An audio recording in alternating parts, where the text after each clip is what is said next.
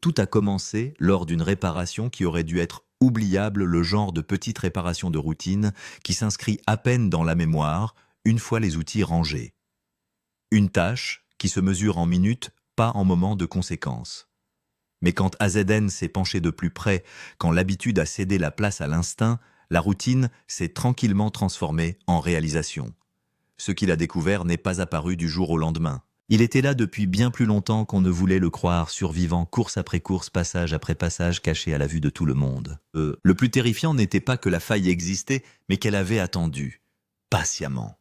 En équilibre sur une marge infime, s'attardant juste à un moment de tout changer de façon permanente. La réparation elle-même commença comme des douzaines d'autres avant elle. Des mouvements familiers, la mémoire musculaire guidant chaque étape. Il n'y avait pas d'urgence parce qu'il n'y avait jamais eu de raison d'en avoir une. Pour Manat Azeri, ce genre de travail est rarement source de suspense. Les machines de course exigent une attention constante et les vrais problèmes s'annoncent généralement très tôt par des sons, des vibrations ou des sensations. Celui-ci n'avait rien fait de tout cela. À première vue, le problème semblait mineur, presque insultant dans sa simplicité. Le genre de choses qui invite à l'efficacité plutôt qu'à la prudence. Il n'y avait pas de signes avant-coureurs, pas d'indicateur visible d'une défaillance imminente, rien qui puisse suggérer que quelque chose sous la surface ne fonctionnait pas bien. Dans le monde des hors-la-loi, on fait confiance aux réparations de routine précisément parce qu'elles sont prévisibles. Les schémas se répètent et les pièces se comportent comme prévu. Cette confiance s'est effondrée à l'instant où le composant s'est détaché. Ce qu'AZN a vu ne correspondait ni à l'expérience ni aux attentes. Les dommages n'étaient ni récents ni accidentels. Ils ne ressemblaient en rien à la fatigue normale d'une course. Au lieu de cela, elle semblait vieillie, tranquille, presque intentionnelle dans la façon dont on l'avait laissée perdurer. Elle existait dans un endroit que peu de gens inspectent de près, à moins que quelque chose n'ait déjà mal tourné. Et rien n'avait encore mal tourné, c'est ce qui la rendait si troublante. La prise de conscience n'a pas eu lieu d'un seul coup. Elle s'est installée lentement, pesante et indéniable. Ce n'était pas un échec qui attendait de se produire, c'était un échec qui s'était déjà produit, silencieusement, progressivement. La voiture avait fonctionné avec une vulnérabilité cachée portant le risque à travers chaque course sans qu'une seule alarme ne soit déclenchée. AZN s'est arrêté de bouger non pas parce qu'il avait besoin de réfléchir, mais parce que son instinct lui disait de tout arrêter. L'atmosphère du garage a changé instantanément. Les outils ont été posés, les mains se sont tues, les conversations se sont estompées. Un silence particulier a envahi l'espace, non pas de la confusion, mais de la reconnaissance. Tout le monde pouvait le sentir. Ce qui rendait la découverte terrifiante, ce n'était pas seulement ce qui était exposé, mais ce que cela impliquait. La zone compromise se trouvait dans une position où la défaillance ne s'annoncerait pas progressivement. Il n'y aurait pas de vibration d'avertissement, pas de seconde chance de lever le pied. Ce serait instantané, total. Conséquence. AZN a immédiatement compris qu'il ne s'agissait pas d'une simple négligence. Soit quelqu'un n'avait rien remarqué, soit quelque chose dans le processus avait permis à ce problème d'exister sans être contrôlé. Les deux possibilités étaient dangereuses. En course, les problèmes invisibles sont les plus mortels, parce qu'ils réécrivent tout ce que vous pensiez avoir compris sur la sécurité et le contrôle. La question est remontée à la surface sans effort. Depuis combien de temps était-elle là? La réparation qui aurait dû durer quelques minutes avait mis à jour un risque qui ne se mesurait pas en course perdue, mais en résultat que personne ne voulait dire à voix haute. AZN n'a pas dramatisé le moment. Il n'en avait pas besoin, l'évidence était indéniable, et elle a changé le ton de tout ce qui a suivi. Ce n'était plus de l'entretien, c'était de la découverte. Une découverte inattendue. Une fois le choc initial passé, AZN a changé de vitesse comme seule l'expérience le permet. La réaction a fait place à la documentation. La panique n'a pas sa place dans un garage, surtout lorsque les hypothèses commencent à s'effondrer. Il est retourné dans la zone plus lentement maintenant, traçant les bords, suivant les lignes de tension, étudiant les schémas. Ce qu'il vit confirma ce que l'instinct avait déjà murmuré. Ce n'était pas un hasard. La faille avait une forme, une histoire, une intention inscrite en elle par la répétition et la négligence. L'emplacement seul était alarmant. Cette section a été conçue pour absorber la force et distribuer la charge uniformément dans des conditions extrêmes. La faiblesse ici ne s'aggrave pas graduellement. Il attend, il retient, puis il libère tout d'un coup. La seule raison pour laquelle la catastrophe ne s'était pas déjà produite était le timing et non la conception. Alors que AZN suivait les dommages vers l'extérieur, la clarté s'imposait. Des microfractures rayonnaient à partir d'un point central, preuve de cycle de stress répété plutôt que d'un événement unique. La voiture avait accéléré, décollé et concouru pendant que le défaut s'étendait tranquillement. Chaque course avait creusé l'écart entre le contrôle et la catastrophe sans que personne ne s'en aperçoive. Ce qui a le plus perturbé AZN, c'est ce qu'il n'a pas vu. Pas de dommages secondaires, pas d'usure inhabituelle des composants environnants, pas de compensation évidente ailleurs dans le système. La voiture s'était adaptée au défaut, le masquant si complètement que les inspections de routine ne l'ont jamais détecté. Ce type d'adaptation est dangereux. Il engendre la confiance. Tout semble aller bien jusqu'à ce que ce ne soit soudainement plus le cas. Cette découverte a soulevé des questions gênantes sur le processus. Des inspections avaient été effectuées, les registres étaient à jour. Il n'y avait pas de négligence manifeste au sens traditionnel du terme. Le problème résidait dans un angle mort créé par la familiarité où la répétition remplace l'examen minutieux. Lorsqu'une chose n'a jamais échoué auparavant, elle gagne une confiance qu'elle ne mérite peut-être plus. AZN a reconnu le piège instantanément parce qu'il y était déjà tombé. La course récompense la constance. La constance engendre l'hypothèse. On s'attend à ce que les éléments qui ont toujours tenu tiennent toujours. Cette faille a parfaitement exploité cette attente. Elle existait là où la confiance était la plus grande. En continuant à examiner la zone, de nouveaux détails sont apparus qui ont aggravé l'inquiétude. Des signes d'exposition à la chaleur sont apparus incompatibles avec des conditions de fonctionnement normales. Cela signifiait que le défaut n'était pas seulement structurel, il était réactif. Il se modifiait sous l'effet du stress et s'accélérait vers la défaillance une fois que les seuils étaient franchis. Cette prise de conscience a transformé le malaise en urgence. AZN a alors compris qu'il ne s'agissait pas seulement d'une inspection manquée, mais d'une vulnérabilité systémique. Le genre de vulnérabilité qui n'appartient pas à une seule voiture ou à une seule équipe, mais à toute une façon de vérifier, de faire confiance et d'aller de l'avant sans réévaluer les hypothèses de base. Dans le monde des hors-la-loi, les voitures évoluent constamment. Les modifications s'empilent, les chemins de charge se déplacent, les contraintes se redistribuent. Avec le temps, les tolérances d'origine deviennent obsolètes.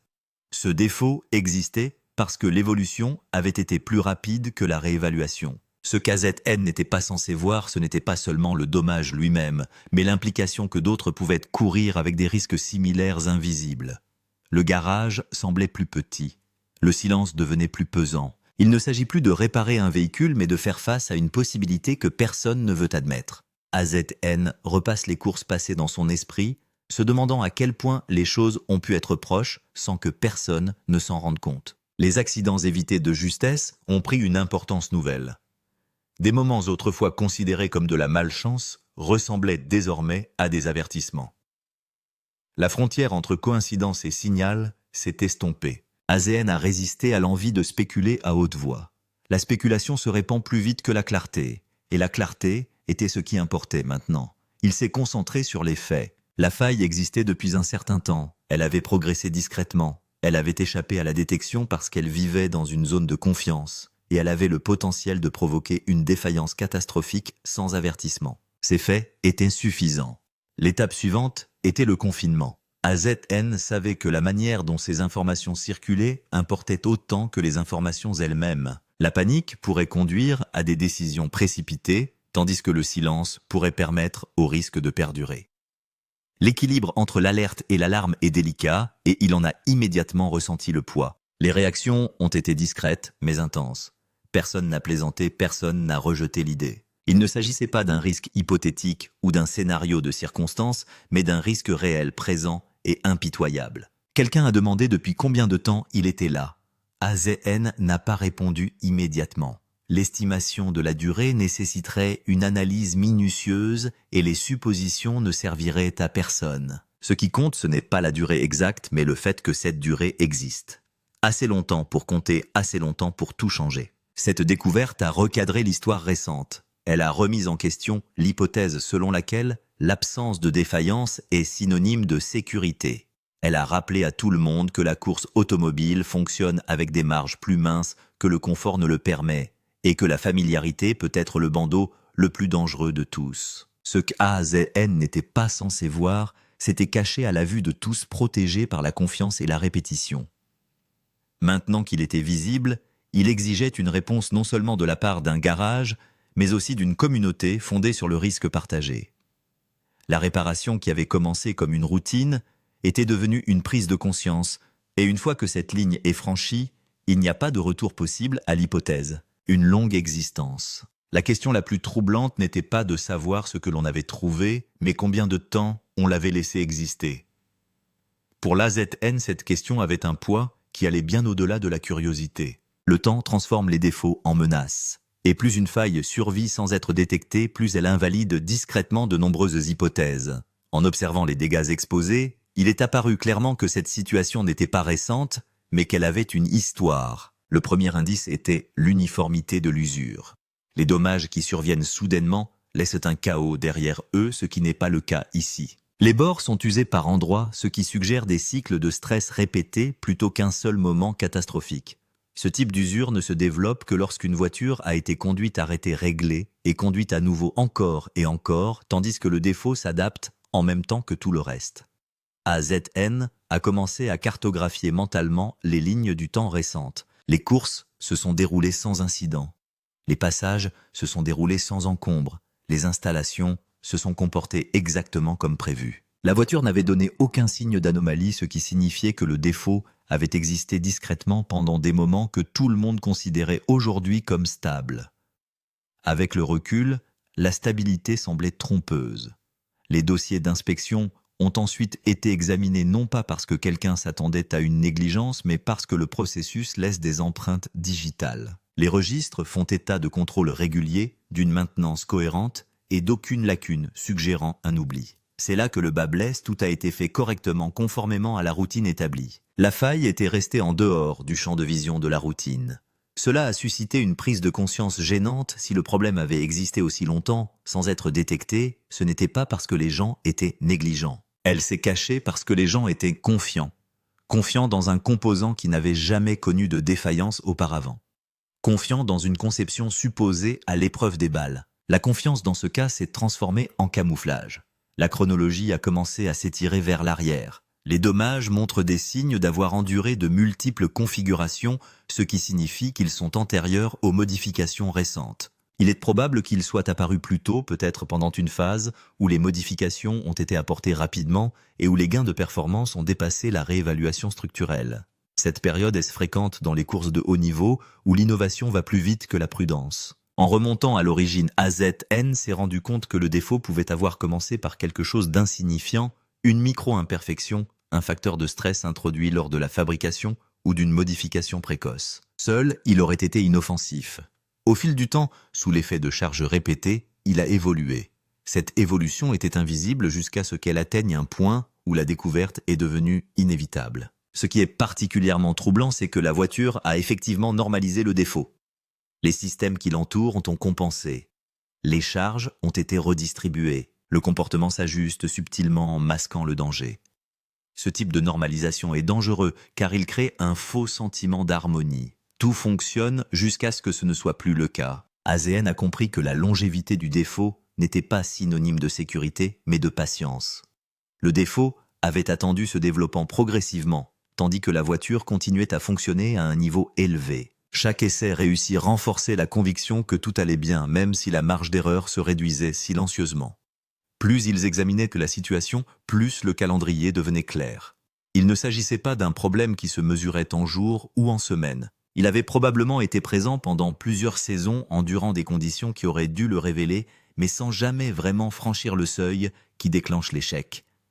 Cette endurance n'était pas rassurante, elle était terrifiante. Cette prise de conscience a recadré les moments passés, les courses qui se sont terminées légèrement différemment de ce qui était prévu, les ajustements qui semblaient nécessaires mais inexpliqués, les variations attribuées aux conditions de la piste ou aux bizarreries des réglages apparaissaient maintenant à travers une lentille différente. Aucun de ces moments n'avait été un échec.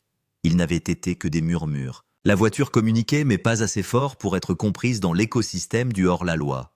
La longévité est souvent confondue avec la validation. Si quelque chose survit suffisamment longtemps, on suppose que c'est une bonne chose. Cette découverte a directement remis en question cette hypothèse. La longévité peut également être synonyme de conséquences tardives. AZN a immédiatement ressenti le poids de cette distinction. L'ancienneté du défaut ne l'absout pas. Elle condamne les processus qui lui ont permis de perdurer sans être remis en question, non pas par incompétence, mais par une confiance fondée sur la répétition. La question de savoir depuis combien de temps ce défaut existait ne se limite pas à cette seule voiture. Si ce défaut pouvait exister depuis si longtemps sans être détecté, qu'est-ce qui pouvait fonctionner ailleurs dans des conditions similaires? Cette pensée était troublante, non pas parce qu'elle impliquait un danger généralisé, mais parce qu'elle mettait en évidence la facilité avec laquelle le danger peut se cacher dans la familiarité. Personne dans le garage n'a parlé à la légère après cela. La découverte était passée d'une inquiétude isolée à une réflexion systémique. Le temps avait transformé une imperfection mineure en une catastrophe potentielle. Et la seule chose qui avait empêché le désastre avait été le hasard. AZN a reconnu que le hasard n'est pas une stratégie de sécurité. Le calendrier était important parce qu'il exigeait de rendre des comptes et non de blâmer quelqu'un. La responsabilité de réévaluer ce qui est considéré comme sûr, simplement parce que cela l'a toujours été. La responsabilité de reconnaître que l'évolution nécessite une réévaluation en particulier lorsque la vitesse et le stress augmentent avec le temps.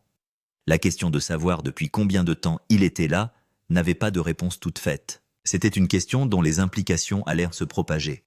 Cela signifiait reconnaître que la confiance passée avait été mal placée non pas par erreur, mais par inertie. La voiture avait porté ce défaut silencieusement course après course, saison après saison. Elle s'était fiée au système pour l'identifier avant qu'il ne soit trop tard. Cette confiance a failli être mal placée. Lorsque l'AZN a pris du recul par rapport à l'inspection, la chronologie ne semblait plus abstraite. Il y avait urgence non pas parce que le danger était imminent, mais parce que l'illusion de la sécurité avait été mise à nu. La faille était là depuis suffisamment longtemps pour tout changer. Le risque. Le danger n'était pas dramatique en apparence, et c'est précisément pour cela qu'il avait été négligé. Ce à quoi AZN et les autres étaient confrontés n'était pas un échec flagrant, mais une convergence de petites hypothèses qui s'étaient tranquillement alignées en quelque chose de mortel. Dans les courses à grande vitesse, la catastrophe est rarement annoncée. Elle attend que les conditions s'alignent, puis elle arrive d'un seul coup. La zone compromise se trouve à l'intersection de la force et de la vitesse, un endroit conçu pour supporter les extrêmes sans se plaindre. Dans des circonstances normales, il aurait été l'un des derniers composants dont on se serait inquiété. Cette confiance avait été acquise au fil d'années de fiabilité, et la fiabilité était devenue une permission de ne plus y regarder de près. Le risque que tout le monde a manqué n'était pas l'ignorance. Ce risque était familier. Ce qui le rendait particulièrement dangereux, c'était la façon dont il se serait manifesté. Il n'y aurait eu aucun signe d'alerte reconnaissable par le conducteur. Il n'y a pas eu de perte de contrôle graduelle, ni de possibilité d'interrompre le vol. Une défaillance dans cette zone aurait été instantanée, entraînant un transfert d'énergie violent et sans négociation. La survie aurait dépendu de la chance plutôt que de la préparation. Alors que AZN réfléchissait à ce scénario, le poids de celui-ci s'est fait lourdement sentir. La culture de la course accepte le risque, mais elle le fait en partant du principe que le risque est géré, compris et atténué dans la mesure du possible. Cette faille représentait un risque non géré, caché sous des couches de confiance et de répétition. Elle violait le contrat tacite entre le conducteur et la machine. Le risque manqué mettait également en évidence un problème structurel dans la manière dont la sécurité est perçue. Les contrôles sont souvent conçus en fonction de modes de défaillance connus d'endroits où des problèmes se sont déjà produits. Cette faille existait en dehors de ces schémas. Elle exploitait un angle mort créé par l'histoire où les succès passés étaient pris pour des assurances futures. Dans le monde des hors-la-loi, les voitures sont des systèmes vivants. Elles évoluent constamment, absorbant de nouvelles contraintes au fur et à mesure que les performances augmentent. Les composants autrefois surdimensionnés deviennent simplement adéquats. L'adéquat devient marginal. Sans réévaluation délibérée, les marges disparaissent sans bruit. La faille avait bénéficié de cette évolution. Au fur et à mesure que la puissance augmentait et que les réglages devenaient plus agressifs, les contraintes se déplaçaient subtilement. Les charges empruntaient des chemins qu'elles n'avaient jamais empruntés auparavant. La zone compromise absorbait ces charges en silence, s'adaptant, jusqu'à ce que l'adaptation elle-même devienne un problème. C'est ainsi que les systèmes tombent en panne, sans tomber en panne, jusqu'à ce qu'ils tombent en panne. Ce qui a troublé tout le monde, c'est qu'il s'en est fallu de peu pour que cela se déclenche, non pas à cause d'une conduite imprudente, mais à cause d'un fonctionnement normal. Un revêtement légèrement différent, un lancement légèrement meilleur, une fraction d'adhérence en plus. Chacun de ces éléments aurait pu suffire à pousser la faille au-delà de ses limites. Le risque n'avait pas besoin d'une erreur, mais d'une opportunité. Cette prise de conscience a permis de recadrer les succès récents. Les laissez-passer ne sont plus rassurants, ils sont conditionnels. La marge de sécurité avait été dictée par le hasard et non par la conception. La NAS a compris qu'il s'agissait là du type de risque le plus dangereux car il crée une fausse confiance. Lorsque tout va bien, les convictions se renforcent, les conducteurs poussent plus fort, les équipes optimisent davantage. Le système récompense les comportements qui, sans le savoir, amplifient le danger. Lorsque le risque se révèle, il est trop tard pour réagir. Le risque manqué a également remis en question l'idée selon laquelle les manquements à la sécurité sont toujours le résultat de raccourcis ou de négligence. Il ne s'agit pas d'une négligence, mais de l'effet cumulatif de la confiance du succès et de la routine. Toutes les personnes impliquées ont fait ce qu'elles étaient censées faire conformément aux normes établies. Ces normes n'étaient tout simplement plus suffisantes. La conversation dans le garage est passée de la stupeur à la responsabilité. Non pas la responsabilité de blâmer, mais la responsabilité de s'adapter. Cette découverte a nécessité de modifier non seulement une voiture, mais aussi la façon dont les autres étaient évalués. Elle a obligé à reconsidérer ce qui était considéré comme sûr simplement parce qu'il l'avait toujours été. Ce n'était pas un bilan facile à faire. La course se nourrit de confiance et la confiance n'aime pas être remise en question. Pourtant, l'évidence était indéniable. Le risque que tout le monde avait manqué était réel, persistant et impitoyable. L'ignorer maintenant ne serait pas faire preuve d'optimisme, mais plutôt de déni.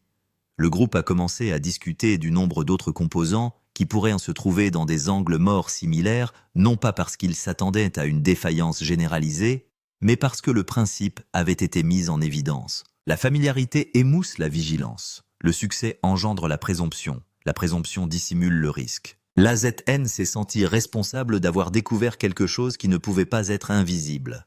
La connaissance change l'obligation. Maintenant que le risque était visible, il exigeait une action irréparable. Cela exigeait de la communication, une réévaluation et une volonté de perturber la routine au service de la sécurité. Ce que tout le monde a manqué, ce n'est pas une fissure dans le métal, mais une fissure dans le processus, un endroit où l'évolution a été plus rapide que l'examen minutieux. Le danger ne réside pas dans un composant défectueux, mais dans la croyance que la fiabilité passée garantit la sécurité future. Au moment où la discussion s'est ralentie, la gravité de la situation s'était complètement dissipée. Il ne s'agissait pas d'un accident évité de justesse au sens dramatique du terme. Il s'agit d'une exposition prolongée qui est passée inaperçue pendant trop longtemps. L'absence de catastrophe a été prise pour une preuve de contrôle. Le risque que tout le monde a manqué s'est caché à la vue de tous. Protégé par la confiance et la répétition, il exigeait maintenant une réponse à la hauteur de ses conséquences potentielles. La course se poursuivrait. Mais l'illusion de l'invulnérabilité a été brisée. Et cette fracture, une fois vue, ne peut être ignorée. Les retombées dans le cercle. La découverte n'est pas restée longtemps confinée dans un garage. Non pas parce que quelqu'un s'est empressé de la diffuser, mais parce que le silence a du poids dans les communautés étroites. Dans le monde des hors-la-loi, les gens peuvent sentir que quelque chose de fondamental a changé. Les conversations ont changé, de ton presque immédiatement passant de mise à jour décontractée à des vérifications minutieuses de plaisanterie, à des pauses mesurées. Tout le monde a compris que ce qu'AZN avait découvert n'était pas seulement un problème mécanique. C'était un avertissement. Les premières retombées ont été plus émotionnelles que logistiques. Les coureurs qui avaient passé des années à faire confiance à leur voiture sans se poser de questions se sont retrouvés à rejouer des courses récentes dans leur tête.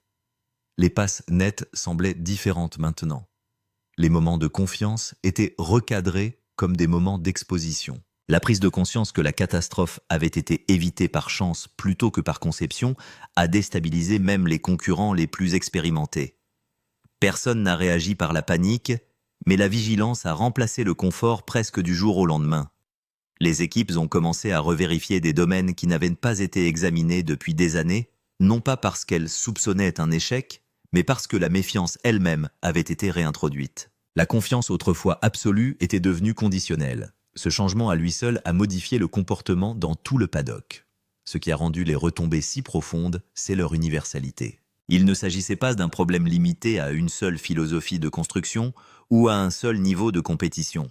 La faille avait exploité une hypothèse partagée selon laquelle certains composants sont intrinsèquement sûrs parce qu'ils l'ont toujours été. Une fois que cette hypothèse s'est effondrée, elle s'est effondrée partout en même temps. Les coureurs chevronnés ont été parmi les premiers à en parler en privé, non pas avec crainte, mais avec reconnaissance. Beaucoup ont rappelé des époques antérieures où l'innovation incontrôlée avait conduit à des leçons difficiles, des moments où le sport avait été contraint de se recalibrer après des échecs ou des pertes évitées de justesse.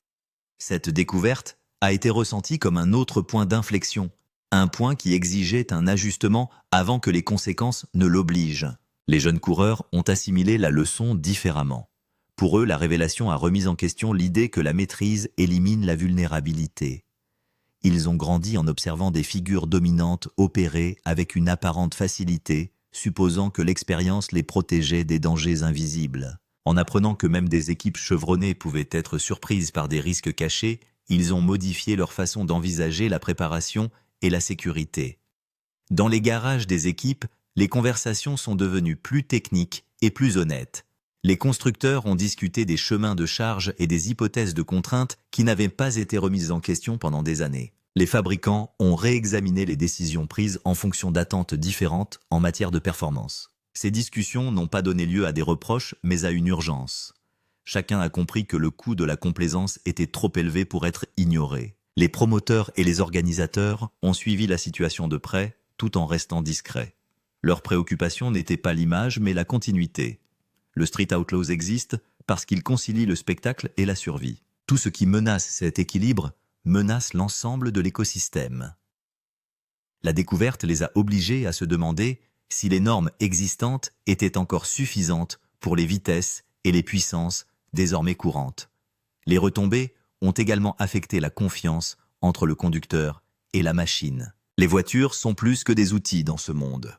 Elles sont des partenaires des extensions de l'instinct et de l'intention. Découvrir qu'une voiture peut abriter un défaut catastrophique silencieux a érodé cette relation subtilement, mais de manière significative. Les pilotes sont devenus plus prudents, non pas dans leur façon de courir, mais dans leur façon de se préparer mentalement. Pour AZN, la tension qui a suivi était inconfortable mais inévitable. Il n'avait pas cherché à exposer un problème. Il était tombé dessus par hasard. Mais le savoir implique des responsabilités, et les autres attendaient de lui de la clarté, pas des réponses. Il a réagi avec retenue, en privilégiant le processus à la panique et la réflexion à la spéculation. Cette retenue était importante. Elle a permis d'éviter que les retombées ne se transforment en rumeurs ou en craintes, et d'ancrer la conversation dans les faits et les implications. Le message était clair. Il ne s'agissait pas de pointer du doigt, mais de faire évoluer les pratiques avant que l'évolution ne prenne à nouveau le pas sur la sécurité. Au fil des jours, le choc immédiat s'est transformé en détermination. Les équipes ont procédé à des inspections supplémentaires. Les constructeurs ont adapté les listes de contrôle. Les conversations sur la sécurité ont dépassé le cadre de la conformité pour s'étendre à la philosophie. Qu'est-ce qui est suffisamment sûr ? Qu'est-ce qui est présumé sûr ? Et qui décide quand ces hypothèses doivent être remises en question ? La communauté des coureurs a toujours accepté le risque, mais elle s'est aussi enorgueillie de tirer des leçons des accidents évités de justesse. La découverte a renforcé cette identité. Elle a rappelé à tous que la survie dans ce monde ne dépend pas de la bravade. Les voitures les plus rapides ne sont impressionnantes que si elles reviennent en un seul morceau. Les retombées ont également modifié la façon dont on parle de la réussite. Gagner tout en flirtant sans le savoir avec la catastrophe ne semblait plus triomphant a posteriori, mais conditionnel. Ce recadrage n'a pas diminué les réussites, mais les a contextualisées. Cela a rappelé aux coureurs que la performance et la sécurité ne sont pas des forces opposées, mais qu'elles sont interdépendantes. Certains coureurs ont admis en privé qu'ils s'étaient sentis mal à l'aise avec certains composants ou certaines conceptions, mais qu'ils avaient écarté ces instincts parce que rien n'avait mal tourné. La découverte a validé ces instincts, encourageant une culture où les préoccupations pouvaient être exprimées sans être étiquetées comme prudentes ou non compétitives. Ce qui a émergé n'était pas la peur mais la maturité, la reconnaissance que le sport avait atteint un niveau où les vieilles hypothèses devaient être constamment réexaminées. La puissance, la vitesse et l'adhérence avaient progressé. Les processus doivent évoluer avec eux. Les retombées des hors-la-loi de la rue n'ont pas fracturé la communauté, elles l'ont renforcée en forçant la responsabilité collective à se manifester au grand jour. Chacun a compris que ce qui a failli arriver à l'un pouvait arriver à n'importe qui, et que la vulnérabilité partagée exige une action commune. À la fin de la semaine, l'atmosphère avait sensiblement changé. Le paddock semblait plus délibéré, plus concentré. L'illusion de l'invincibilité s'est envolée, remplacée par quelque chose de plus durable, le respect. Respect de la machine, respect des marges et respect de la réalité. La sécurité n'est pas statique. Elle doit être gagnée de façon répétée, surtout dans un monde où il s'agit de repousser les limites d'hôtes. Les retombées n'ont pas été bruyantes, mais elles ont été durables. Elles ont modifié les habitudes, aiguisé la conscience et rappelé à chacun pourquoi il a survécu assez longtemps pour continuer à courir. Les changements. Le temps que les réactions immédiates s'apaisent, il est devenu clair que ce qu'AZN avait découvert n'était pas une frayeur passagère, mais un tournant.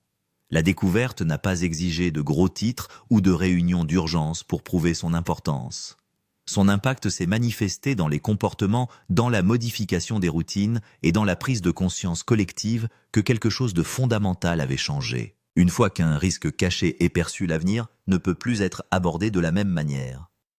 Ce qui a changé en premier lieu, c'est la perception. La sécurité a longtemps été considérée comme une donnée de base, quelque chose que l'on supposait une fois que certaines cases avaient été cochées. La faille découverte par l'AZN a révélé la fragilité de cette hypothèse lorsque les performances évoluent plus rapidement que les processus. La communauté a réalisé que la sécurité n'est pas un état fixe, mais une cible mouvante qui doit être poursuivie intentionnellement à mesure que la puissance, la vitesse et la complexité augmentent. Cette prise de conscience a réorienté les priorités. Les équipes ont commencé à parler moins de la question de savoir si une chose avait déjà échoué que de celle de savoir si elle pouvait échouer dans de nouvelles conditions. Ce changement subtil de langage a marqué une évolution profonde de la pensée.